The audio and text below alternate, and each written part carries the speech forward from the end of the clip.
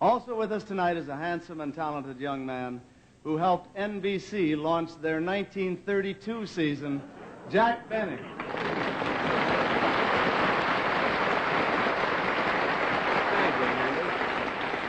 Thank you, Thank you. Gee, Thank you very much. Gee, it's hard to believe that you started with NBC that long ago, 1932. It's true, Andy. You know, when I joined NBC, Monitor wasn't a radio show. No? No. It was firing shells at the Merrimack. Jack,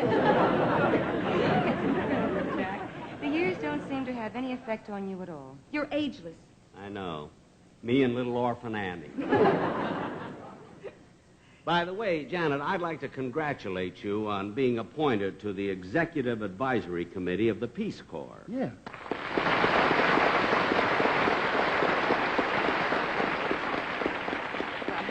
It was quite I thought I was going to get applause. I wouldn't have mentioned it. I must say it was quite an honor for me to receiving the appointment from President Johnson himself. He's very charming. Mm-hmm. Listen, you don't have to sell him to me. Any man that goes around turning off lights in the White House is my kind of a president.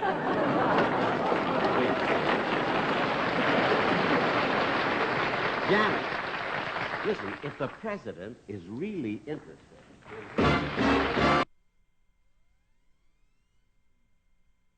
Dave, can I see you a minute, please?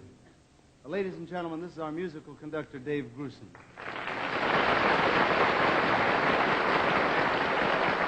Dave, what's happening over there? Well, what's he doing in the orchestra? Hey, Jack. Jack!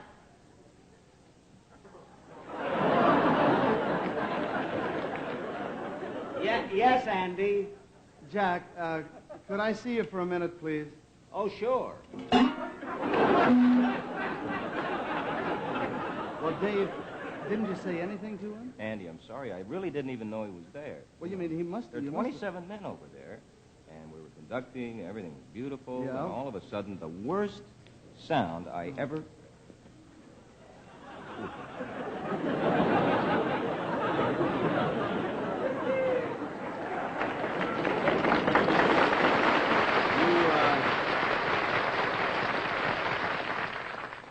Did you want to see me, Andy? Yeah, Jack, I was just wondering what you were doing over in the orchestra. Oh, didn't they tell you? Tell me what? Well, as you know, Andy, I just signed a very big deal with NBC. Yeah, I know. And part of my contractual obligation is to kind of help out, you know, wherever I can. Mm-hmm. You know, I'm sort of a jack of all trades, you know.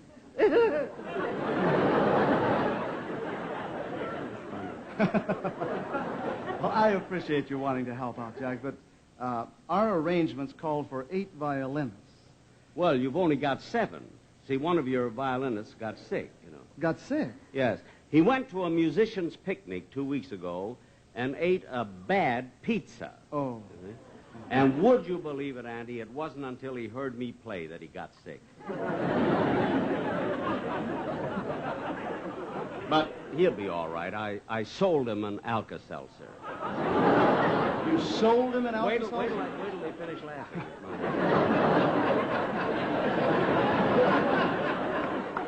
Yes, I sold him an Alka-Seltzer. Oh, I see. You see, my part of my arrangement is to save money for the network wherever I can.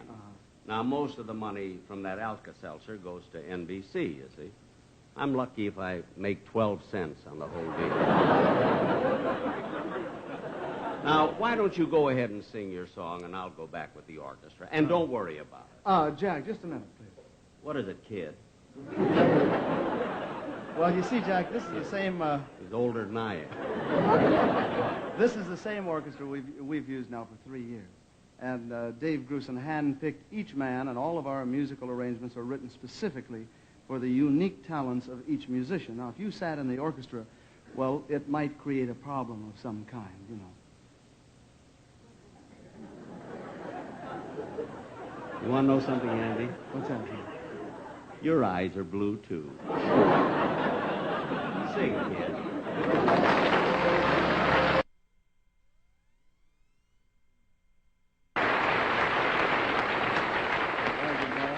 Andy, you know, these boys are just great. Well, thank you, Jack. Fellas, I must say you were marvelous. Oh, thank you, Mr. Benny. And listen, Andy, you're going to be on my show next Friday. That's right, yeah. And maybe I can have the boys on the same show. Is that all right with you? Oh, sure, that's all right with me. If you can work out the financial arrangements with them. The financial arrangement with the kids. Yes, with their father, actually. He's their business manager. Oh.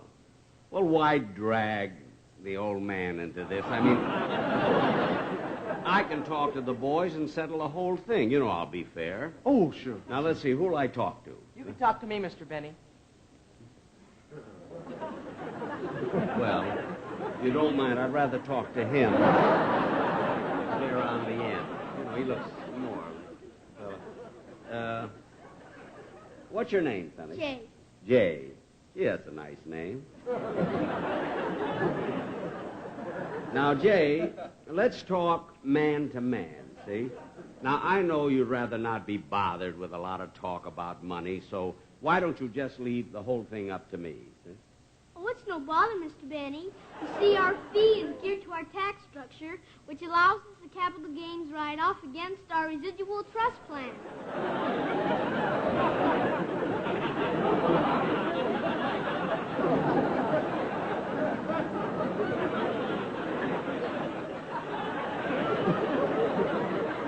I think I will talk to you.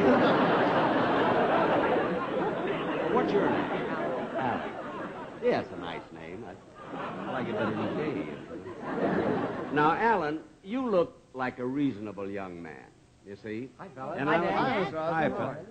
Who's Nice that? to see you. Oh, your father? Oh.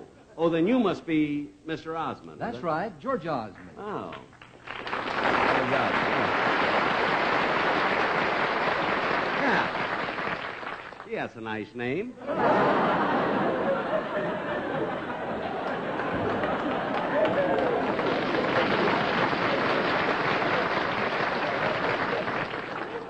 Now, Georgie, I'll come right to the point. I'd like to use your boys on my show, and I'm willing to pay, you know, a sensible figure. How sensible, Mr. Benny. Well, let's keep it between you and me. George, look at it.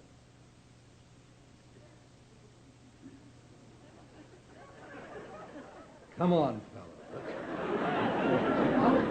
Wait a minute. Wait a minute, George Allen.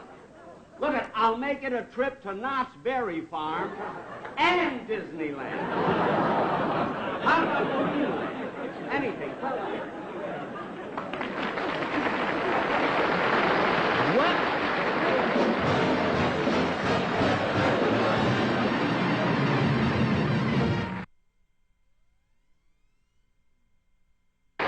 Why the seat, Ray?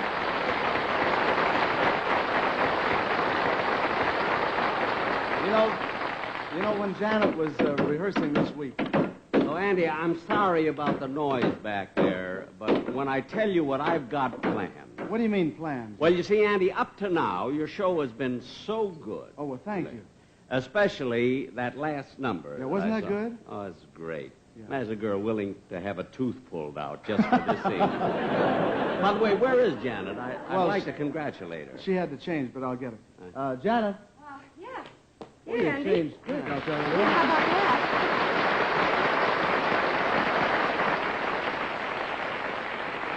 that? You know, Janet, I just loved your number. Oh, well, thank you, Jack. Jack.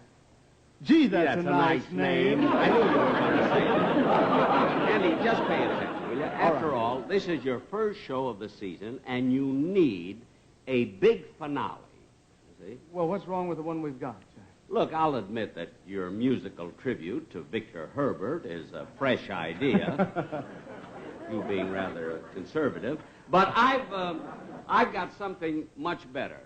Now, there was a Caribbean, or Caribbean, whichever way they pronounce it, number, we were going to do on my own show with Harry Belafonte, but he wasn't available. So I had them bring the scenery and the music over here, and we're all set to go. Yeah, but, Jack, we haven't got Harry Belafonte either. Will you stop worrying? Just leave everything to me. Now, if you two can fill in for a couple of minutes, we'll be ready. And, Janet, let me look at you a second. Everybody's got blue eyes. 2 minutes? You must be kidding. How do you do that?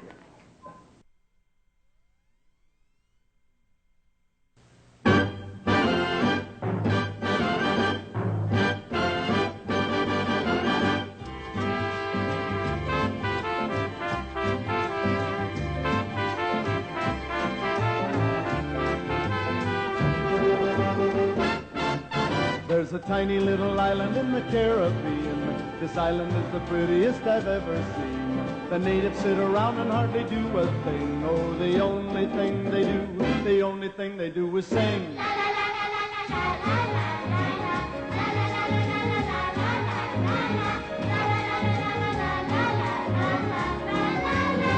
The only thing they do is sing.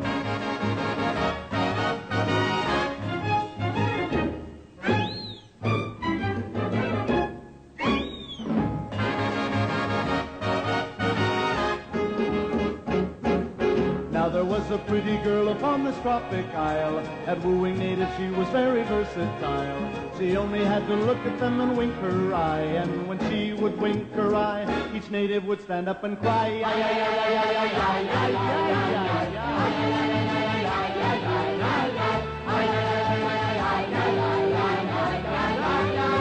Each native would stand up and cry.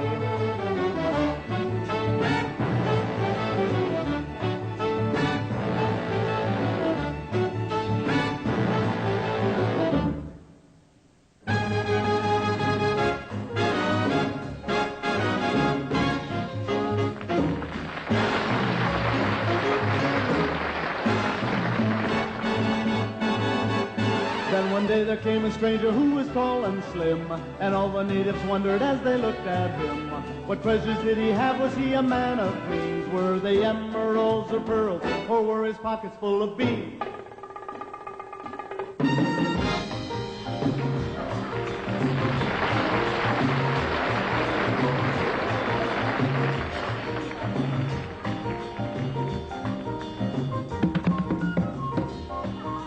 Bella.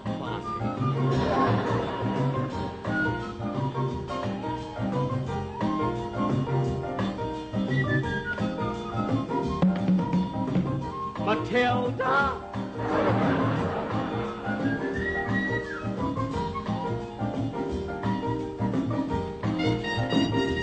Matilda?